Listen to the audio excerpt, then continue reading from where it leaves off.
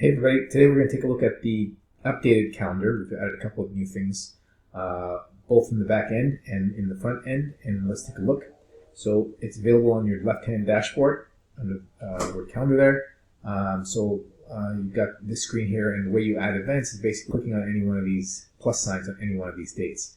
And I'll come to the events in a second, but I want to show you the UI of the calendar, okay, and the settings over here. So you have the ability to create the custom settings, custom colors on literally everything you see here. So you can see all the amount of customization options you've got. You can do that here. Okay, so all these colors are manageable. I think the default comes with black and gray, if I'm not mistaken. And I've updated it to a bluer color. Okay, so this is the UI of the front end of the calendar. Let's add an event. I've already added one here, so I'm just going to basically look at this one. When you click the sign, this is what opens up. You've got a title.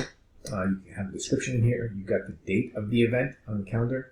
You can upload a thumbnail image and a header image. Okay, the sizes are over here.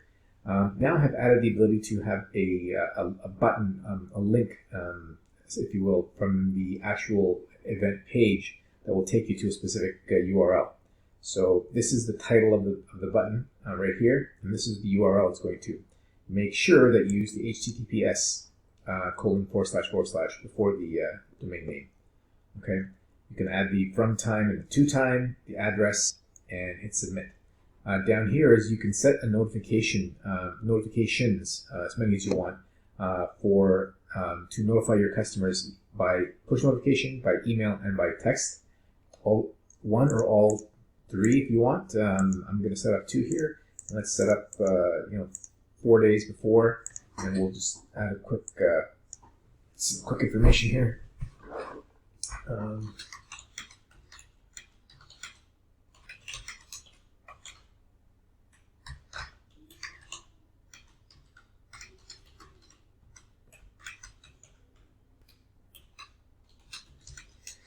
Okay.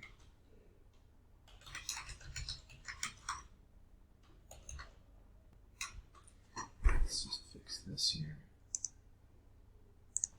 All right, and I'll hit the add button. So now when I come back here, you'll see this notification has been set. 4 days before the 2nd of July, all the people that are in our platform will get a push and email notifying them of this event.